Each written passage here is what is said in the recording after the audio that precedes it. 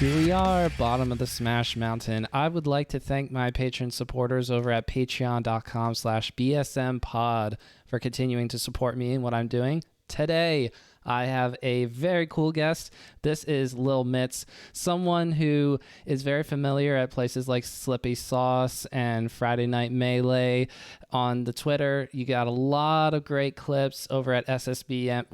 Hold on. SSBM _ Lil Mitz. There we go. I always get myself confused. Wait, is it before or after the SSBM? It just depends. It's the flavor. Do you want to do Lil Mitz SSBM or SSBM Lil Mitz? But you can check out all the socials and the Twitch as well, twitch.tv/Ben Eckerson if you want to check this player out. Ben, thank you so much for joining me today. Thanks for having me, man. Yeah, it's great to be here. Like I say, I'm Little Mitz. My name is also Ben, if people prefer that. And yeah, I've been a pretty ambitious Melee player for the last 6 or 7 years since I got back into it from the Smash doc. I guess you could say I'm a Smash doc or a doc kid in that sense. But yeah, been frequenting the net play tournaments ever since the COVID hit. And I'm just, I'm happy to be here to talk about Melee. Very, very cool. So when you first got into Melee, it was before the doc then? You were playing Melee as a small child or doing something to that effect, is that correct? Well, yeah, I played it when I was a kid. You know, I was like a big on doing adventure mode with Link, but that was before I had any concept of like a community or anything like that. So it wasn't until I got shown the Smash documentary by some friends around when it came out that I was like, oh, there's this whole other competitive side of it. And immediately I just knew that I had to join and be a part of it. So I started running my own tournaments, just going to as many Smash events as I could. And yeah.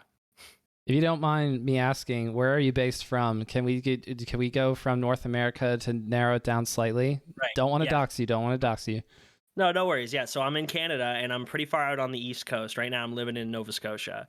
And so it's a bit smaller of a community than I was starting my degree at York University in Toronto. So I got used to like going to weeklies and like 3 or 4 weeklies every single week type thing, because the community out there is just so rich and there's so much to go to.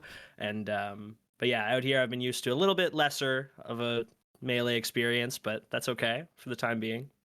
Oh, well, let's take a brief aside. You're not missing in the Ultimate Nemesis department. Shout outs to NS Frog, who listens to the podcast every now and again. Hopefully he's listening to this one, because I'm sure Frog might be interested to hear your thoughts, Ben, on that matchup. Well, I was just playing Frog earlier today, actually. So it's fresh in my mind. Well, let's just say, for starters, I think that the Falcon Puff matchup, right? That's what you mean? It is so grab oriented. I feel like whoever gets the grab just carries and leads the neutral. And the two of us, we have these back and forth sets. He's the player, Frog, I've played more than any other Melee player, if you check my PG stats.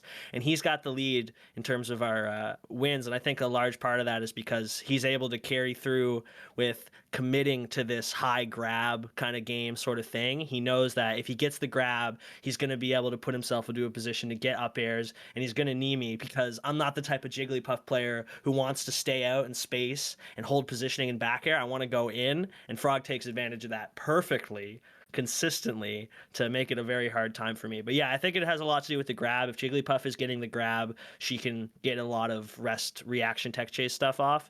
So how mad would you be if, instead of Wife in the documentary talking about the different styles, and instead it's you and Frog and maybe someone like Petra? I don't know. Shout outs to Petra, by the way, also Nova Scotia and Legs. Woo woo. But I wanted to, I'm just thinking, like, how does it work? Petra can beat Frog, but Frog can beat you, but you could beat Petra maybe? Is that oh yeah, I'd say that's fair. something? Yeah, I think that's definitely a fair way to put it. Yeah, if there's like an echelon of players, Frog kind of represents this gatekeeping position in Nova Scotia Melee, where he loses to the best of the best, but anybody who's not the best of the best just loses to him pretty much consistently. And whereas I would say that Petra is like this up and comer, she's starting to take names and getting to the point where she's challenging some of these that level players. And I'm like somewhere in the middle, I think, between Frog and Petra, because I think I just have a bit more major tournament experience, I think. I grinded it pretty hard when I was in Toronto, so I think that makes a big difference. So, who did you play first, though? Because if you were watching the doc, you might have been inspired by Mango's Puff, but they didn't cover Mango's Puff a whole lot. It was like, yeah, Mango 1 pound 3. Now check out his Falco. Check Yeah, out the true, Fox. true. No, that's a good point. Yeah, I mean, I feel like honestly getting into Jigglypuff was like something that happened as a result over time because when I started, I thought Marth and Falco were the coolest characters. Like Mango and M2K were my biggest inspirations. And it wasn't until I kind of got into Melee as more of a spectator sport that maybe I gained more of an appreciation for Jigglypuff, largely because of HBox and stuff. Like I still remember vividly, I used to work at Tim Hortons and it was in the middle of the summer when Evo 2016 was happening. And I kept coming back from the counter because I wanted to go out back on my phone to watch the finals. And watching Hungrybox win it was just like so hyped to me. And then as I got more and more into Melee, you know how they say if you want to get good, you got to main one character. If you're trying to, divide it between multiples, it can be a bit difficult to develop. And so it just started to come out that my Puff was better than my other characters. People kept telling me, your Falco's no good, your Marth's no good, but your Puff is pretty good. You should focus on that. And I guess over time, I begrudgingly went with that until I made it my own. Right? Like at first I was like, man, this sucks. I want to be a Falco main. I want to be a Marth main. But then when I found the way to make Jigglypuff or like to have her reflect the parts of Falco and Marth that I liked, I guess, that's when I was like, yeah, I can be a Puff main because I'm going to make her sick just like I would make Falco or Marth sick. You know what I mean? Yeah, but going in is hard for Puff because there's not a lot of options to consistently get the openings that you want or you need, mainly because I would say even if her airspeed is good, she's still fairly slow. Not a whole lot of super amazing options like, shines or lasers or a Right. big swingy sword. I mean, I Yeah. look at Hungrybox trying to play Zane, and any time after Zane won Genesis 7, any set since, and it just looks like Zane knows pretty much exactly what he wants to do. And I know he's got it down to a science. It doesn't happen by accident, okay? It's not like Zane accidentally started beating Hungrybox, but Oh yeah. it just makes it look so intimidating for Hungrybox to approach Zane at all. Definitely. And I think a big part of that is because of the defensive game and how it's developed, right? Like you say, it's hard to get into Jigglypuff at first because she has some pretty good offensive tools like her air mobility, but she gets opened up really hard in neutral against certain other characters. So if you don't know how to play neutral in a defensive enough way that you can get your openings, like you're going to end up like Zane versus Hungrybox, where Zane has just figured out the defensive game so well to the point where it feels like when Hungrybox gets his openings, he doesn't capitalize off them as much as Zane does, right? Zane gets his grabs, he gets a kill off it.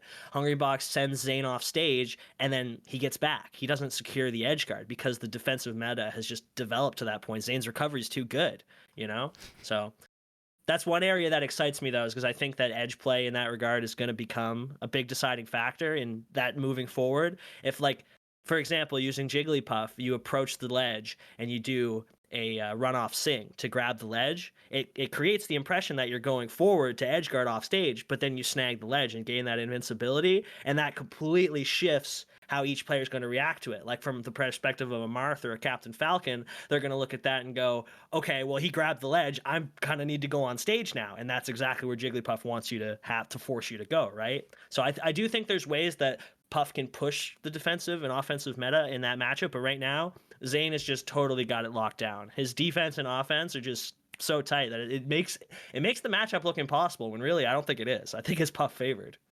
Oh, it's a Puff favorite matchup. Let's go. Okay, I think that the edge guard is the big part that's missing there when it's Puff edge guarding Marth. There's you don't have your get out of jail free card. You don't have something that's kind of dummy broken like a shine or something to that effect.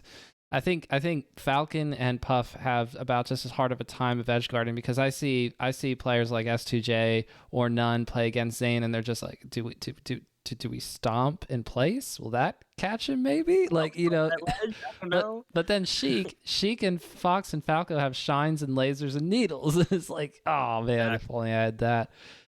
What? Yeah. So you mentioned runoff sing. What would you say? Because like in my head, I think you just need to try to track with Marth more because as Puff, you have jumps. So can't you try to go out there and challenge the Marth in the air, because their recovery resources are so much more limited compared to yours? I mean, what are they going to do? Or if they're going to swing and hit you with the sword, then that means they're going to continue to fall closer to the blast zone. I wonder about how aggressive can you get with Puff trying to challenge Marth, not just at the ledge, but further out as the Marth is trying to recover. Well, it's an awareness thing too, right? Like a Marth is super cognizant when you get sent off stage that you want to kill them, because it's before the up B comes out that you want to gimp them the earliest, right? But yeah, I think that going out early to try to get Marth is a good idea, except for the fact that Marth can use side B, air dodge, and sometimes these early aerials, like Fair comes out really fast Super to negate fast. that if they have the awareness to do that, right? Like it's sort of maybe a 50-50 in that sense, because you can go out and hard commit to a deep ledge guard, and if they throw out a Fair to cover it and they whiff, that's your opening, that's the stock, you just took it, right? But at the same time, if you overextend, and less so with Puff, more so with everybody else, but if you overextend, Marth can turn it around on you. Like Yes. even if you get too close and they do an early up B, they can reverse it and send you flying off the top. So yeah. Right, especially if you have high damage. I mean, that's the other thing with Puff. If your playstyle, Ben, is more of the I would like to go in and be aggressive variety, then I imagine it's also tough with Puff, because depending on the character, you're at death percent between 60 and 80% most of the time. Let's just say at a Right. median average. Maybe not Mm-hmm. necessarily against somebody.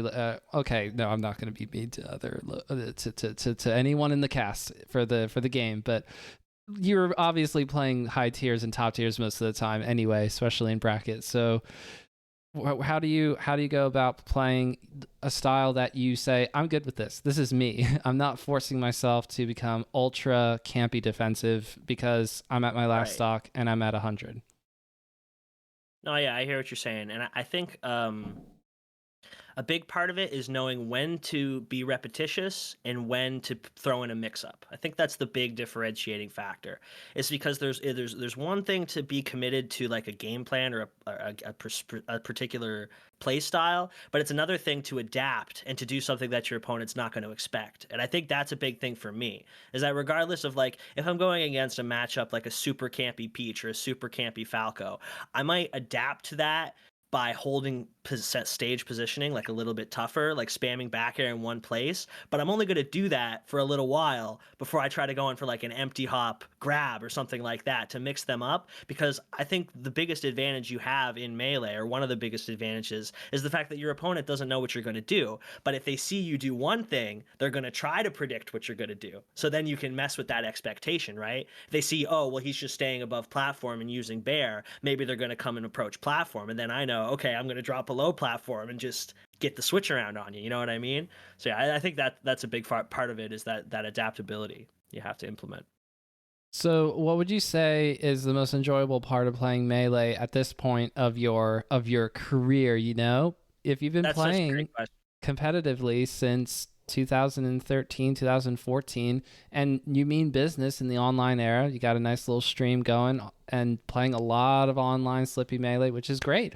It allows you to be able to play the people around you that are, like close to this part of the northeastern whatever. But you get great people out here to play Melee net play against. But Really. maybe it's not just the fact that the game is fun. Maybe you love the competition. Where do you come from when it comes to, I'm just going to play more Melee after having done it for 7+ years? See, that's the thing, man. It's such a great question, because Melee is so much, right? Like it's you can't pin it down to one thing, because it's the whole range. It's the most complicated relationship. Like if you were gonna have a relationship with Melee on Facebook, it's complicated, because Melee makes you want to strive to improve yourself. Sometimes it makes you feel like a badass, like you just pulled something off, you clutched out a moment in game or whatever. Other times it makes you feel like a failure, like you're just like worthless because you didn't do good enough to your own standards. But then you got to take a step back and realize, well, why am I putting so much in this game? Why does it mean so much whether you win or lose or do well or don't do well?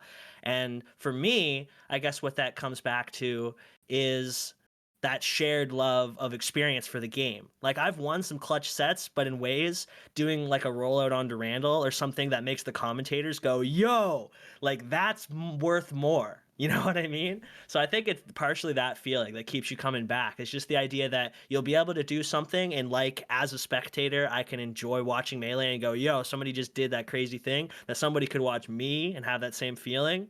I think that's the biggest pushing factor, man.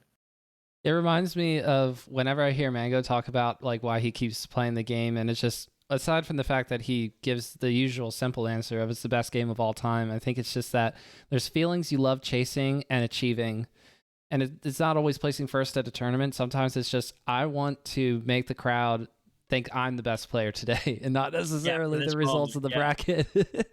Totally. Yeah, I totally feel that. And that's why I've had experiences in bracket where to me, like, for example, I was playing in this online tournament. I think it was a Waddle Wednesday recently, and I ended up playing Bobby Big Balls in losers finals. And first he went Pikachu, then he went Ganondorf. I took both of those games. Then he switched to Fox and beat me. He beat me with Fox a second time, and then for game 5 he switched to Falco. And that moment I was like, that's the win right there, is that I got him to switch to his main for the last game. Like he must, for at least a little bit, be worried about losing, right? And then when we played that game 5, just a couple few seconds into it, he side B's off the side and kills himself. And where I respect that, especially in this net play era, a lot of players probably would have taken that. They would have said, "Yo, this is my chance to get a win on a top 100 player." This is But my chance. yeah, this is the moment. But to me, I was like, I wouldn't feel right to win that way, so I homie stalked, even though I've never met Bobby. You know what I mean? Like it's just an online turn. It's not like there's any money on the line. But I guess that's a big part of it for me. Is just kind of like that. Like honor makes it sound too, Honor. yeah, right. But I think that winning on your own terms is a big thing with me That's really because cool because I would totally take that. I'd be like, it's tournament. I'm not always talking. you're gonna switch characters and you're gonna go from Spacey to Spacey, side B off stage. But you wanted to win on your own terms. Let's go. Did Yeah. you didn't win, did you? No, I didn't. I definitely lost. Aw. And that has happened other times too. Like the last IRL tournament I went to was a New Brunswick event back in September. And I played against I think at the time #1 PR in New Brunswick, the Marthmain Mar. And we were playing in losers finals, and it was like last stock game 5, and I went for some really stupid rollout on Randall thing, and I died for it and lost the set. And I was like, well, you know what? If I had gotten it, it would have been cool, right? Like if I'm not willing to go for it on the very last stock, then I shouldn't go for it at all at any point, right? So that's how I look at it, anyways. That's really cool, but you're getting to express yourself. So like there are people like me who would say, no thank you to the homie stocks in bracket. And then there are people who say, I just don't really want to interact in bracket. Just want to fly Yeah. away and do the camping thing. I want to always lead in with shines. I want to always get a falcon punch once a set, just random things like that. You can express yourself in melee in so many different ways, and I think that's why people who play it and give it enough time and hopefully are not playing against a top 100 player, because it's not really much fun to play when you're new to melee and then someone's just like, you will not touch me this game. Yeah. But other than that, when you play the game, you find after you play for a little while, wait, I'm kind of finding a groove where this is what I like to do in particular, and the game allows me to do that. There's like an entire landscape of what you could possibly do. Yeah, and I think what it comes to a lot of the time, at least in the discussion sense, is what is optimal. People want to say, well, what's the best thing you can do to win? If it's the most optimal thing is to stay up in the air above top platform and just circle camp, then why shouldn't we be allowed to do that? And I mean, I could see the credence to the argument. It's like, why would you not want to just laser camp and, run shine across the bottom of the stage over and over and over again? It's like, well, that depends what you want to get out of it. If winning is the number one thing for you, then maybe that's the style you want to implement. But in terms of expression, if how you express yourself through the game is important to you, which it is for me, then you think about ways to play the game where you're interacting. You give your opponent an opportunity, but you overcome it in other ways, right? You win the head-to-head, the neutral interaction. So I think personally that's more rewarding than if I was to be like a hardcore ledge circle camping puff and manage to get more wins. Like, you know what I mean? That's really cool. And you'll get your wins your own way, and it'll be all the more better. You're not Right, paying. exactly. You're not too paying high. You're not paying too high of a price to actually get that done. Definitely, definitely.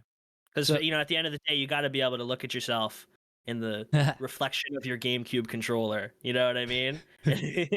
And decide whether or not you're like making the experience as a whole good for you and good for other people. And that's not necessarily important to everybody because everybody gets something else out of the game. But that's part of it for me, I think. you were talking about TOing. How early did you try to run your own stuff? Okay, so I was in high school. I was in grade 10 was when I ran my first tournament, but it was for Smash 4. That was before I got into Melee. And then it was after that I found a venue in my local town where I just like asked the guy who owned it, like, can I come and run like a weekly event here? And it was one of those hometown regionals where some weeks we'd get 2 people, some weeks we'd get 3 people. If it was a great night, we'd get top 8. That was like a great night.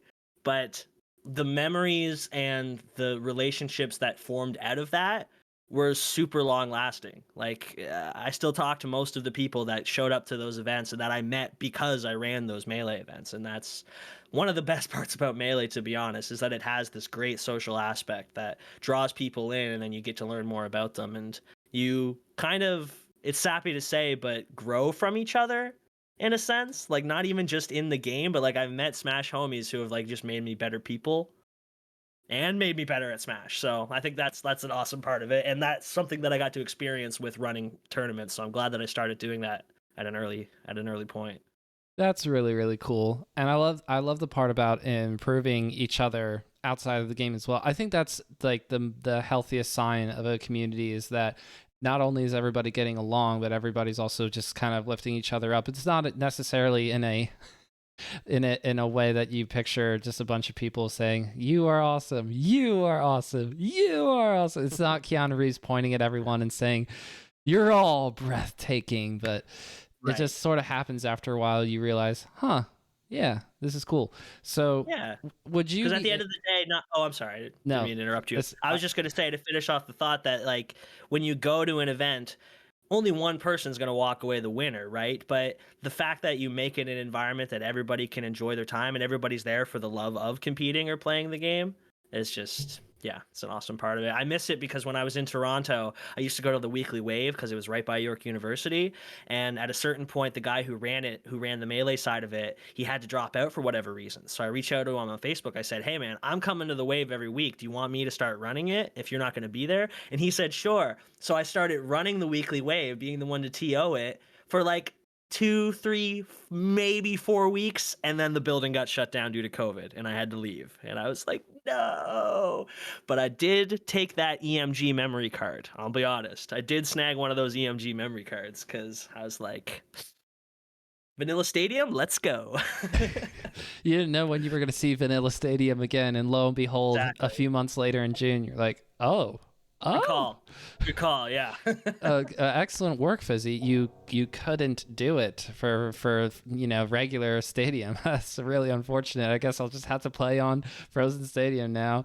Because the Nothing. transformations don't usually benefit Puff all that much. I mean, what are your I thoughts? like him though. I love the. If it was actually up to me, like legitimately, I would say leave the transformations alone. I want to Heck leave yeah. all of Melee alone. I get mad when I see people who are like, we should make the random platforms on FOD disappear, and we should get rid of Shy Guys, and Wispy's Wind is really annoying. It's like, okay, no, leave it alone. There's a line. UCF is great. I would not get rid of UCF, but I think. And like, I think maybe the line, if we're gonna define it, would be Vanilla Stadium. Like, I would accept that as like the one thing, but you gotta leave the rest of it alone, man. Listen, if you start taking away the things that make the stages in Melee unique, eventually we're gonna have Smash 64, and Aw. that's not a horrible thing because I love Smash 64, but they only have one legal stage, and I think that's kind of lame. Even with the fact that Smash Remix has about 8 variations of Dreamland, where it's Dreamland but it's themed for different franchises. Like there's one for Metroid, and there's one for this kind of like in between, like Majora's Mask and like a fantasy land. There's like all kinds of variations. You get it.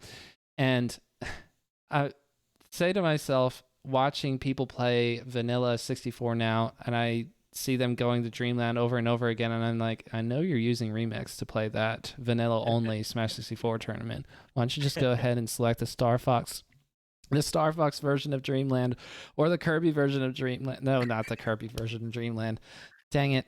I'm going to let you talk now. I need to just sit on that for a second and hold it. I know what you mean. Yeah. Unbelievable. The Kirby version of Dreamland. Gosh. So I wanted to ask you about your local experiences, and it's really unfortunate that you didn't get to like fully take over Wave there, but you have also gone to majors, and we'll talk about majors. And it's, you know what? I should save this question for after we talk about majors. What was your first one? My first major was Super Smash Con in 2016. It's actually where I got this controller shell that I'm still using. Wow, My cool. brother bought it for me, dude. It was such a cool experience for me because when I realized that summer that, like I said, I saw Evo 2016 in July, and I was like, yo, that shit is awesome. I gotta experience this firsthand. And so I started this job at Tim Hortons, and I started saving up to go to Super Smash Con. And since I was only 16 at the time, I had to have an adult come with me, but neither of my parents gave a crap about Super Smash Con, so they didn't want to come. So what I ended up doing was paying to fly my brother, who's 10 years older than me, from Alberta to where SmashCon is held out in Virginia, so that way I could go to the event. And man, it was so awesome. It was so cool because like I got to experience the full caliber of things, from awkwardly asking one of the people from the Smash Doc for a photo and then immediately regretting it, like, oh, that was so awkward, why did I do that, to like being on a setup just like playing friendlies by myself and being approached by like M2K, who's just like, hey, can I just like try your controller for a second, because I like just got this one and I just want to see how it compares. And I'm like, yeah, sure, Jason, whatever. Like, you know what I mean? It was so awesome. And oh, and you know what? That reminds me too. I got to play Axe in pools, and that was the first time I'd ever played a top player in tournament. And I got 7 stocked because on the first game I got 4 stocked, and then in the second game I took 1 stock by runoff Sing grabbing the ledge, and like to grab like where Axe was gonna like snap You beat the the ledge. zip I, like, zip. snagged it from. Yeah, I beat the zip, and Axe turned to me and was like, "Yo, that was so cool," and I was like, "I can just unplug. I can just unplug right here. This Axe just said something I did was cool. Like, I'm good, man. That's the highlight." Yeah, it was so good. I had to go again the next summer. I went to the next SmashCon too. They were really good. Someday I'm gonna get that third one. Someday. What if they say that they're doing only monitors for SmashCon 2022, like they're doing for Pound? Honestly, I'm more okay with that because it's the technology has developed so far. But the only thing that's weird for me is when they do monitor melee that's widescreen.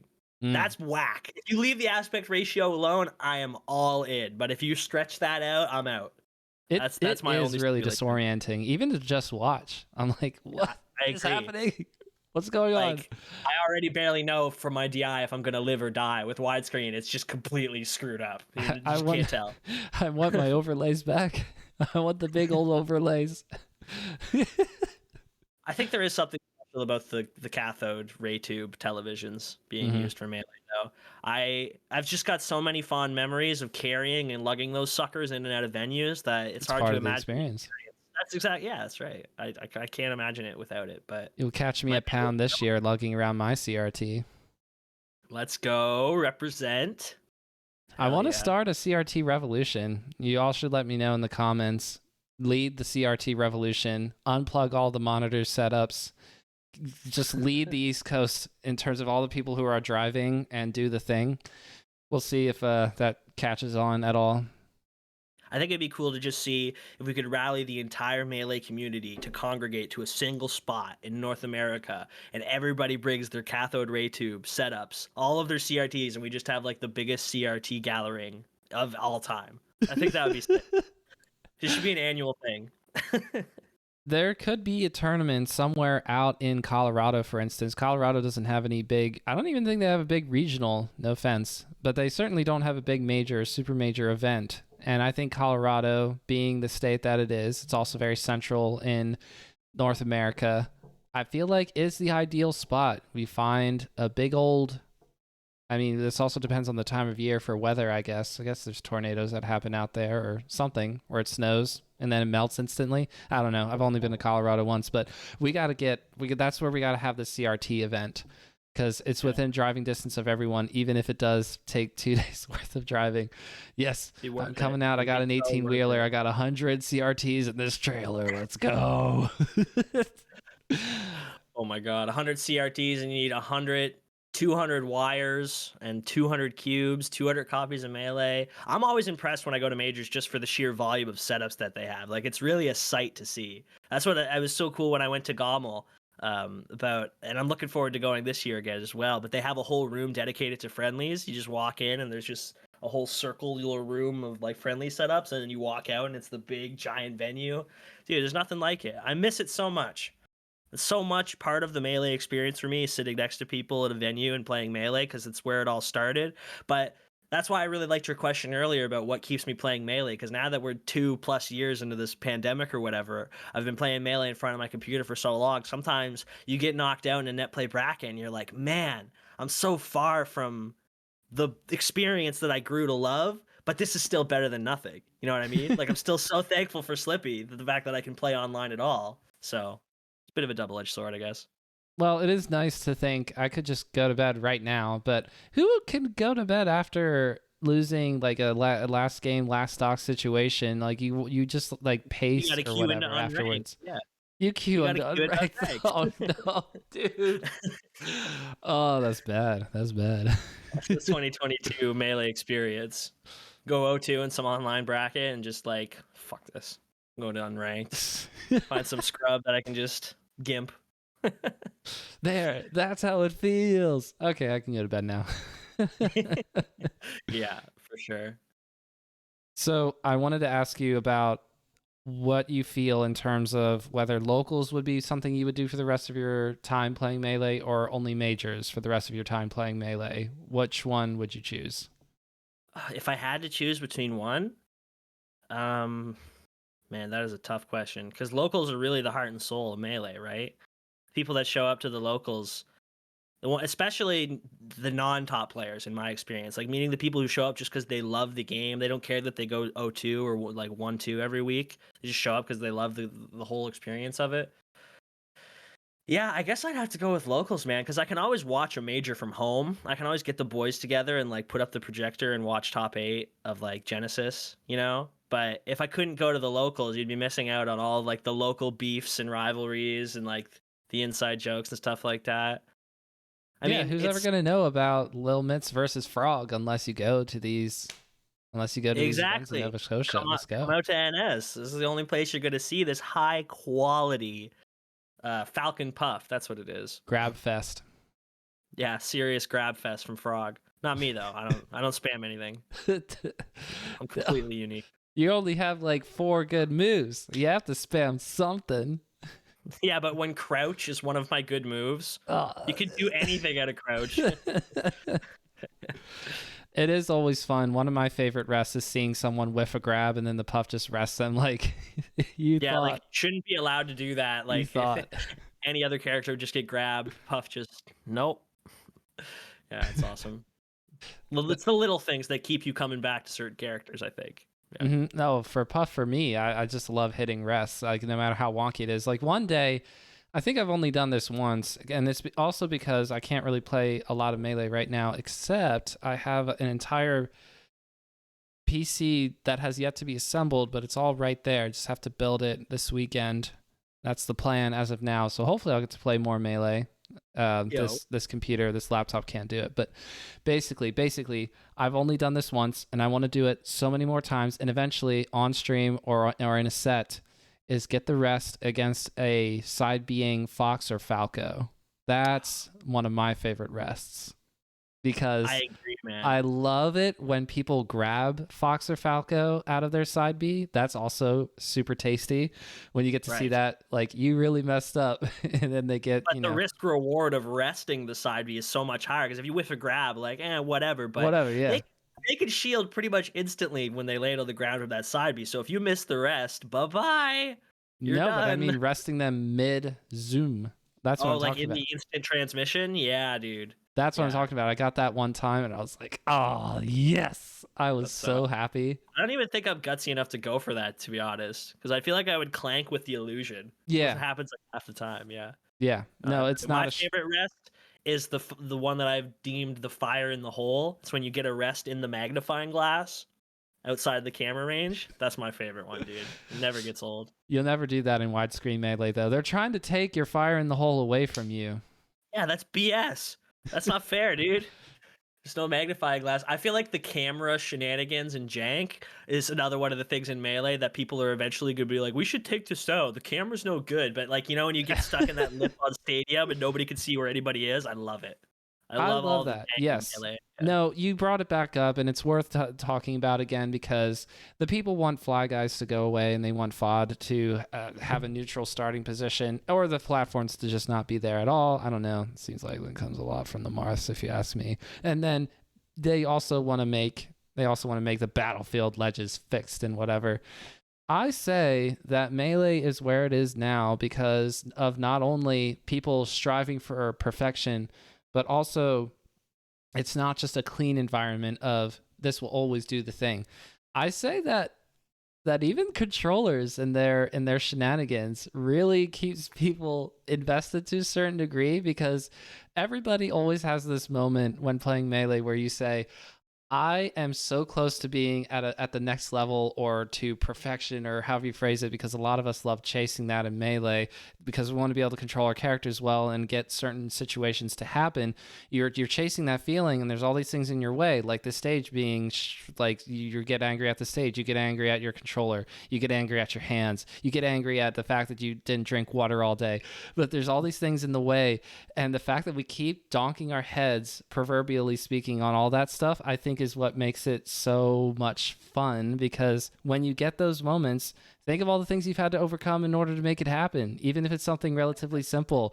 Like the first tournament game I remember winning was when I had 3 Falco forward smashes in a row against a Falcon that I had no business hitting. It's not like it was a combo. I just like called out the Falcons option with a Falco forward smash 3 times in a row, and that was last stock, last hit. And he just over next to me like shaking his head and he's laughing, and I'm just like trying to I'm like I tried awesome, so hard to keep it in because I'm excited. I won my first tournament game ever, but I'm also thinking you don't want to rub it in. Yeah, I have to win. I have to win another one. Like, I don't know if I'm gonna win. Like, this was such a close game that I shouldn't have won. I might lose. If I celebrate, I'll be the biggest idiot at this. Your opponent into leveling up, and they use the motivation of losing to just at this 7-person local. It's not like that's where it means everything. I have to see this person again next week. I just keep reining it in. How do you think I feel as a Jigglypuff main? I pop off on people, then I got to see them next week. Like, it's awful. Yes. I'm contractually obligated to pop off. No, but I like what you said about Melee and its imperfections, because I really do think that part of what makes Melee so special are the imperfections, and that's why I get a little bit hostile or a little bit apprehensive when people want to take out these things that, like you say, sure, they can be an inconvenience in a competitive environment, but I feel like because they're an inconvenience neutrally to everybody, everybody is inconvenienced by Shy Guys and Wispy in the same way. If in a given situation it benefits you or doesn't benefit you, the inverse is true for your opponent. And I think that that's, like you say, what brings people such immense satisfaction from doing well or doing something intentional in this game, because it feels like between your opponent and the stages and the mechanics of the game, there's so much working against you. But you have the power to make it work for you. And that's why it's so tantalizing. You know what I mean? Yeah. And something that I think a lot of people, maybe they don't want to admit it, but for transformations on Stadium, you can get into some super fun, wacky situations on that stage. And then it goes away. It's not like it's Pokefloats where it's continually and always looping, yeah. Maybe perhaps not. Maybe it shouldn't be tournament legal ever again, but I do I do hope that unfrozen stadium is a thing at least at some tournaments, right? Because I think for events like BTS and Summit, where I think the stadium has been frozen for the past few Smash Summits for Melee, that's fine. But then for Smash World Tour, it's unfrozen, and I go, ooh, yay, this is great. I love this. I love watching this. Sorry to anyone who hates it, but I just love it so much. When I think to competitive tournaments in non-frozen stadium, there are so many hype moments too, like Mango beating Plup off the windmill, or Zane versus Wizra when he was doing those shenanigans off the left side on the fire transformation. And I love using the grass transformation because the traction gets messed up for Jigglypuff's rollout. It lets you roll out so much more. Like, I'm pretty sure Hungrybox got that on Leffen too. Like, when you look at those awesome moments, where at least to me they're hype and awesome moments, then if you take those parts out of the game, does it make it a better competitive environment that's like neutral to everybody, or does it just make it a lesser experience from the spectator side? You know what I mean? Mm-hmm. So that's why I feel like in a lot of cases that stuff is better left alone, because a part of what makes Melee exciting to play and watch is how you overcome the stuff from the game that seems to be an obstacle. So yeah, think about Smash 4 and how everyone would play on Town and City. Did you, the viewers and listeners of this podcast, did you enjoy watching competitive Smash 4 when they would always play at Town and City? I don't think so. Smash 4 was really hard to watch, which is why I didn't do much watching of Smash 4 competitive. I was like, this sucks, dude. Yeah. Thank goodness Ultimate's at least better to watch. I think so. I don't play Ultimate very much, but it's better to watch than Smash 4. Yes, agreed. I think that they did a good job. I think probably the most balanced game considering all the characters they have in that game. They had 80 plus opportunity or 90 plus opportunities to accidentally have a broken character.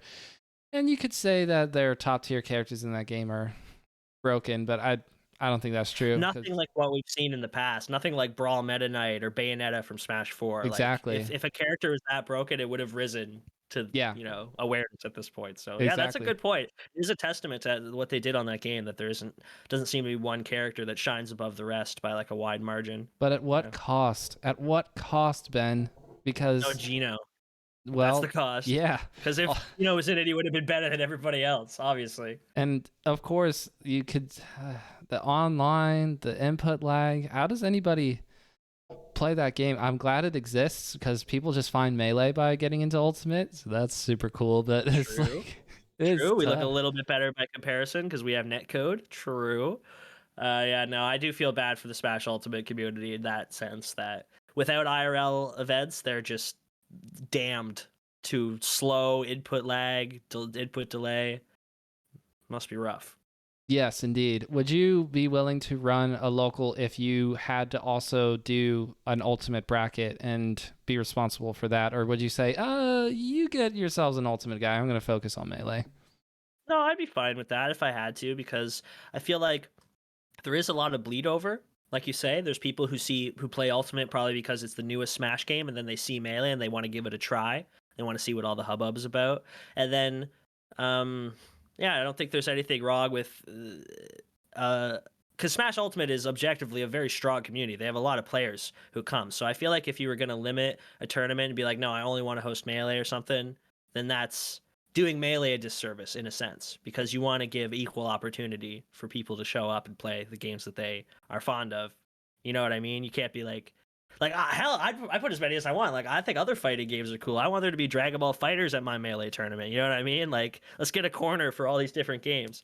No, yeah, that sounds super cool. I wouldn't say that like Ultimate or any other game is so far beneath me that I wouldn't run it alongside Melee, because I feel like the fighting game community in general has so much to offer each other by embracing the different types of fighting games that we have.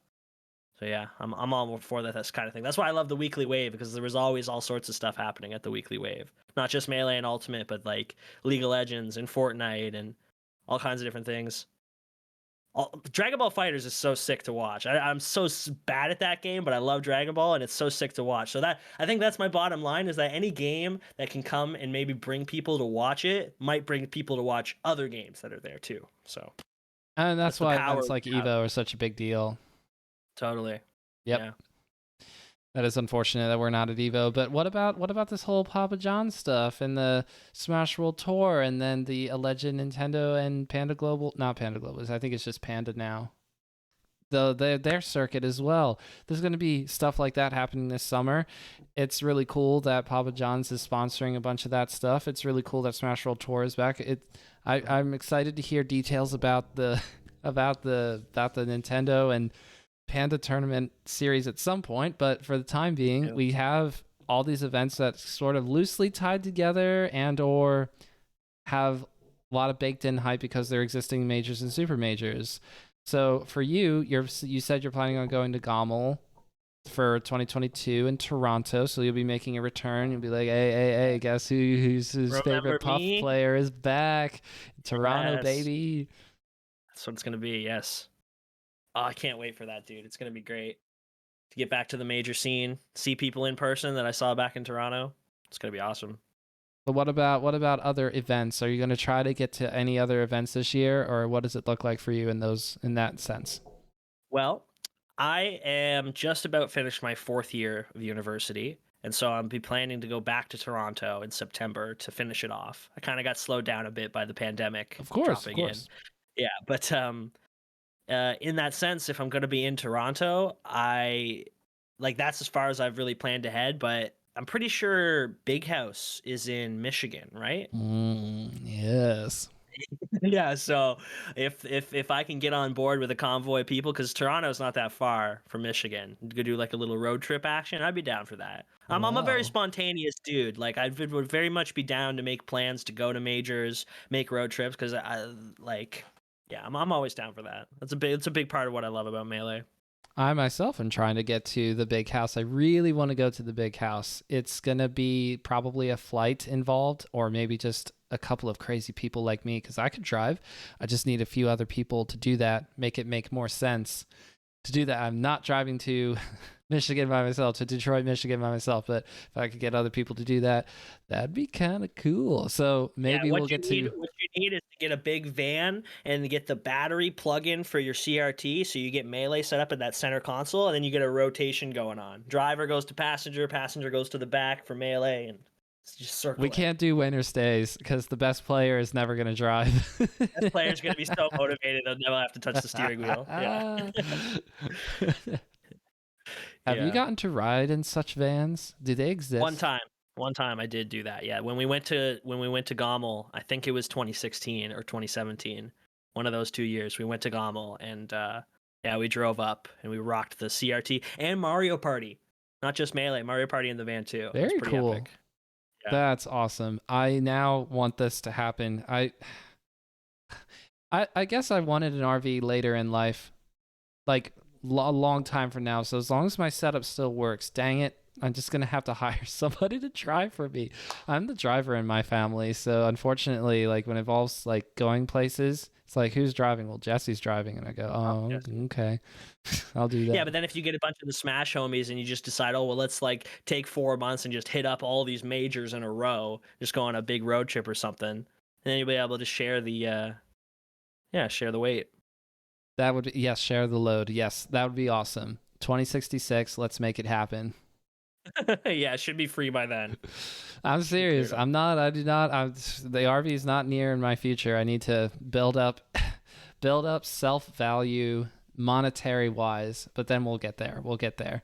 So your plans for now, GOML, possibly the Big House. For me, it's Pound, possibly SmashCon, possibly the Big House, or at least I really want to go to the Big House just because I know how legendary of a tournament series that is.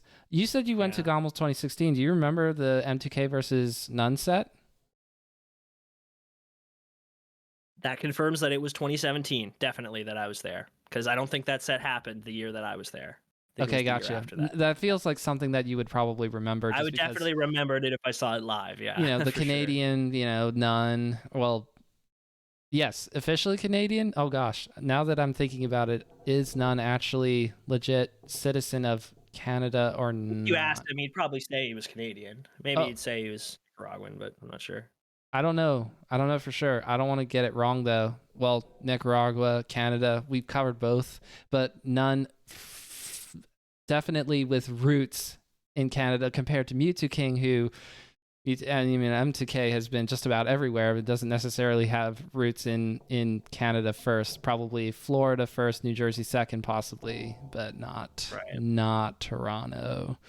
That would have been something that probably would be worth remembering. I'm hoping for something super crazy to happen at Pound, but it's going to be tricky because this weekend is Genesis. So Have any thoughts about who's going to be winning this weekend? I do not, but I'm just looking forward to watching it. But what I did want to say, something that you reminded me of, was that I didn't see M2K versus None at Gommel, but I did see None versus Mango at the most recent EGLX, where None managed to Oh, I actually know what take set you're the set. talking about. Dude, I was there in the audience watching that set. That was a wild set. I was shocked, as I feel like most people were.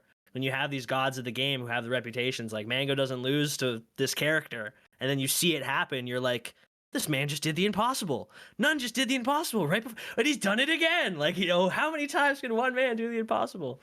Yeah, it's super exciting. I met Ed too. He's a nice guy. Who He will? came to the weekly wave once. Oh, very cool. But who will you be rooting for? I mean, are you rooting for the Hungry Box like pop off of the century, or are you rooting for Mango to sort of just own the one seed and take it all? I'm glad you gave me this opportunity to say this, because while I am a Jigglypuff main and I watch HBox from a place of deep respect and like, oh, so he does that in this competitive setting, like I should try to implement that or whatever, I'm not rooting for him. I'm not rooting for him to win, because I'm deep down, I'm a pretty big Mango fan. I feel like in my heart of hearts, Mango's going to find a way to take it because he's Mango, but also Zane's probably going to win. Like, let's be honest. If Zane's not in the top two, I will be shocked. That guy's just off the rails nuts, and you could see how much he grinds. That inspires me personally. When I'm done with school, I want to get on the grind because I want to be able to say that I'm doing everything I can to get better at this game, And players like Zane are super inspiring in that sense, because they just take the agency upon themselves to grind this game to the max and become good and contend with our top players. Before Zane showed up, people just thought that nobody could beat HBox with Marth, pretty much, and now it's like common. So that kind of shit is another part of the core of Melee that keeps me coming back for sure. I'm just thinking about how for Zane, there's this almost this narrative that he hasn't really won anything when he literally won Genesis 7. I think a lot of people forget about that for some reason, but he went through Mango to do that. I think it was Mango versus Zane winners finals, because I believe it was Zane versus Hungrybox in winners semis, something to that effect. And then Hungrybox comes out of losers, it's grand finals, the windmill thing, Zane wins. And Genesis 7 that was a big event, okay? There was a lot of good players there. It was a super major dadgummit.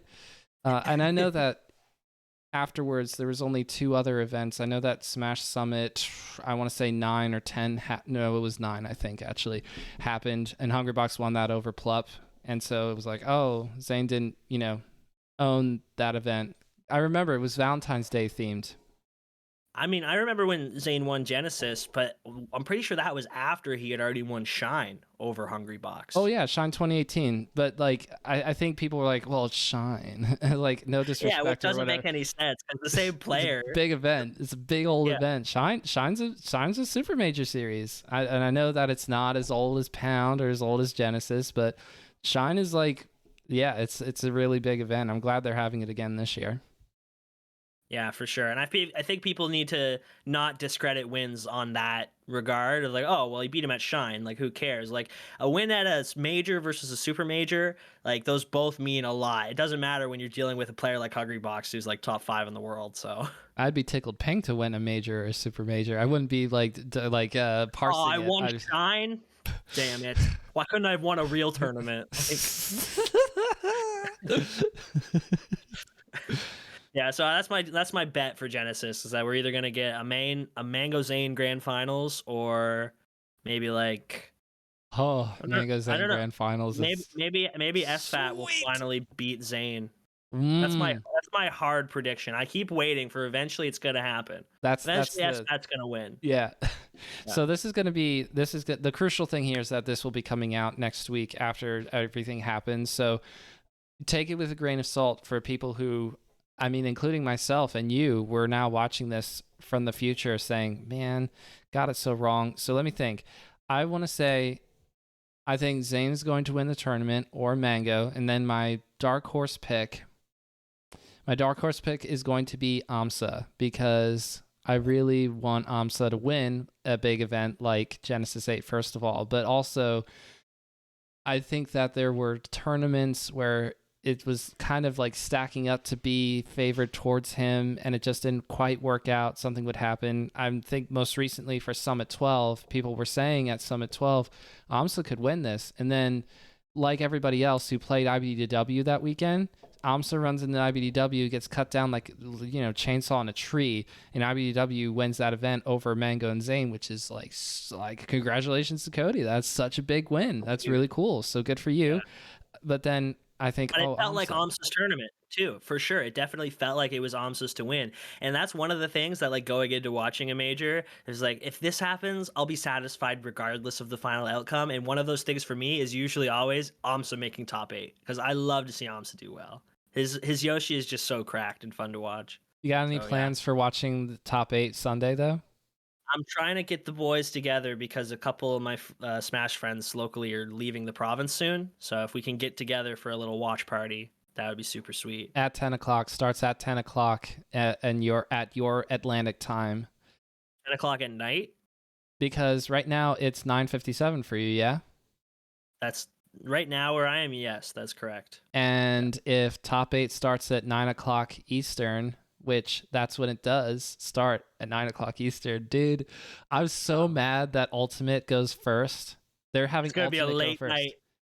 I gotta work the next day. Yeah, but we've all been there. But we've all been there it. watching top 8, but we have to do shit the next day. Like, fucking, the time zone screwed me over, but I can't miss this. I gotta see it. Like, Yeah, I was lying in bed, like, waiting for Mango's run to die at Summit 11. I was like, as soon as Mango gets eliminated, I'm going to sleep. I'm going to sleep. No, I was already in bed. I was ready to go to sleep. But it's like 12:30 at night, and Mango wins the first set of grand finals, and I'm just like bouncing up and down in my bed, trying not to wake up my wife, and I'm like, oh.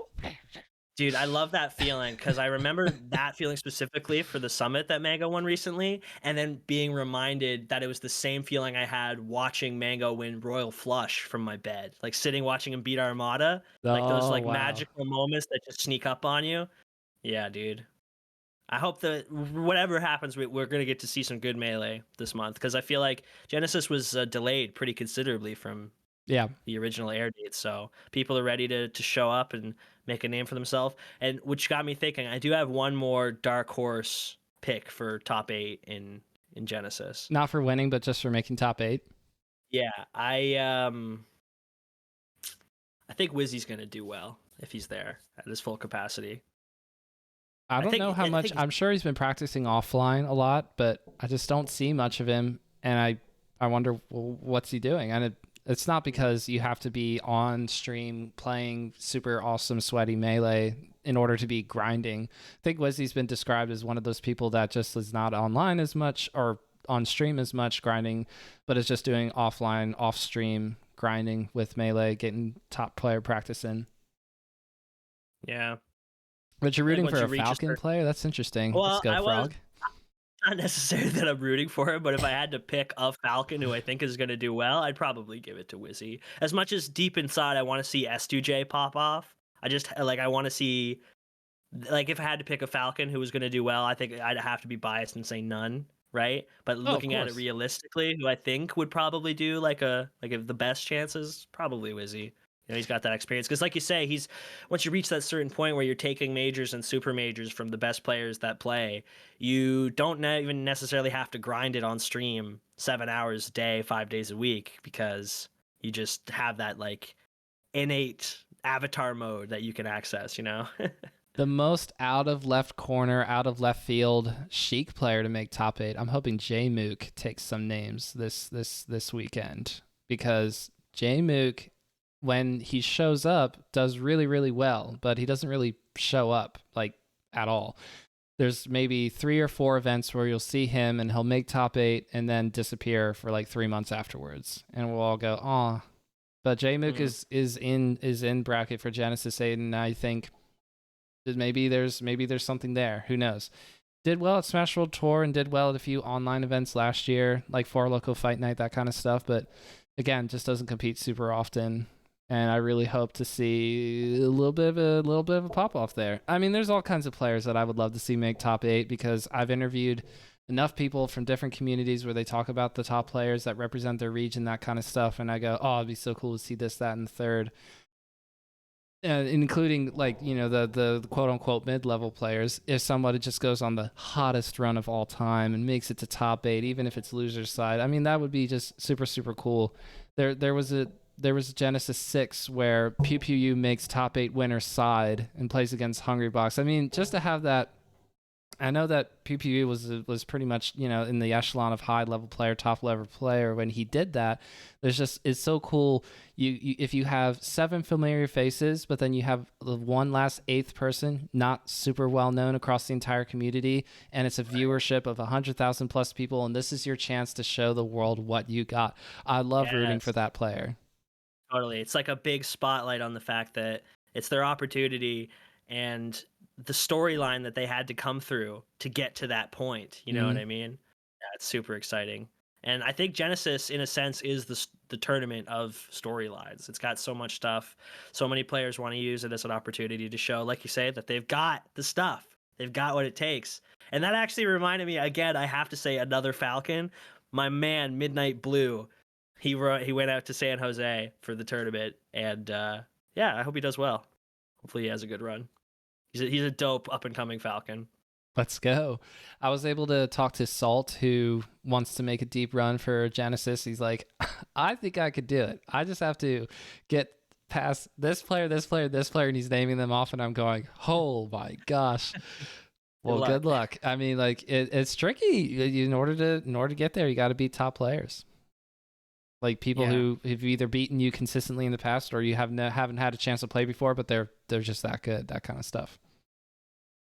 And I think that I probably brought this up before, but that idea that you can come to a Melee tournament and believe in yourself to the point that, well, I've practiced and I'm big into this game, and why do I have any less of a chance at beating this top player than anybody else? Like, I'm just gonna go for it and get into the zone, and then that's when magic happens, like a big upset, and then you see this name in top 8 or top 16, like, who's this guy? Who they beat so and so in order to get here? Like, that's crazy, you know? And I look forward to the upcoming times in my life where I'll have the opportunity to show my stuff too. Let's Get in go. there. Let's go. Really excited to see Lil Mitz in top 8 for GOML 2023. We'll see. We'll see. That would be Winners finals versus Mango. No big deal. No, dude, I can't wait to compete though. It's gonna be so Hungrybox fun. would be co-streaming or side streaming it, or what's the word? It's not co-streaming or side streaming. Is it view streaming the event or whatever? I don't know. Well, when you're streaming it off your phone, there's like, just I don't know. He would either be he would be at home watching the stream from his stream and be like, "Who's this Puff player? Oh, let's go, let's go." yeah, man. And then you would like do something where he'd go, "I would never do that." But that would be one of your favorite things, I'm sure. Like in terms of reactions upon doing something super, super awesome to Mango in grand finals of GOML 2023 and hearing everybody, and especially Hungrybox, saying like, I would never do that. And I was like, well, everybody wants to define themselves, right? Nobody, I feel like you practice and put a lot into your character. You don't want to hear, oh, well, you play kind of like this player. Like you want to have something that defines yourself. So definitely. Yeah. I think everybody's looking for that little bit of validation, like that you do something different from everybody else. And that's the great part about Melee, is that there's so much opportunity for you to express yourself in a unique way. And that's awesome. Who do people say that you play like though? I Jeez, I don't know. I guess I get, some people have said that I kind of remind them of like Tech. But people use HBox is just so synonymous with Puff, right? That it's kind of inescapable that if you do something clutch or do something cool, people are going to be like, "Yo, he HBoxed that," or "Yo, he clutch boxed that." So I've heard that quite a few times, because being clutch with Jigglypuff is just, you can't detach it from the man, the myth, the legend. There's been literally hundreds of Clutchbox pop-off moments thanks to online and, of course, a 15-ish career leading up to that. So very understandable that you have to deal with that comparison all the time. Totally makes sense. But if you do it enough times, it could be the little mitts. Could be. Do something cool and unique enough, and all of a sudden. And you do it enough times, you know what I mean? It's just like Hungry Bucks who? Who's that? I do have one thing to my name that I'm very, very proud of. As far as I know, doing the rollout onto Randall and back to grab ledge that's the Little Mitts. That is such a move. Dude, that's so cool. I want to try to do that now the next time I play Pup. It's fun. It's actually a lot harder on the left side than it is on the right side. Fun fact. Interesting. Yeah, because the way the cloud moves away, Randall on the left side going away, and on the right side he comes towards the stage. Yeah. Oh, okay. Yeah, I see what you're saying now. That makes sense. Yep. Yeah. I actually discovered that by accident in a doubles tournament. I just roll it out off stage and accidentally landed on Randall and then went back, hit somebody, and then they bounced off the side of Yoshi's and died. I was like, I have to lab this. I have to lab this right now. Yeah. That's so cool. So to get you rolling out here, I want to make sure you have a chance to tell the people where they can find you, as well as any shout outs you want to make. That's what I want to say. Shout outs or final thoughts, that kind of stuff. Okay, well, you can find me on Twitter at SSBM_Little Mitts, and I'm going to be live streaming on Twitch a lot more soon because I'm done with school. So you can find me at twitch.tv/Ben And I just want to shout out all of the homies from Twitter and also from Nova Scotia who helped me to practice and get better and who believe in me and cheer for me in this game as I sometimes do well and sometimes do less than well.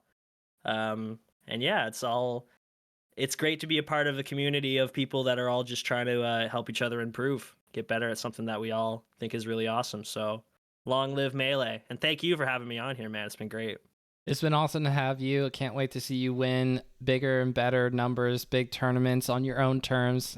And I'll be making sure to spam in chat. That was Little Mitts at everything cool that you do. That was the Little Mitts. So once again, Ben, thank you so much for joining me on Bottom of the Smash Mountain. Thank you, man.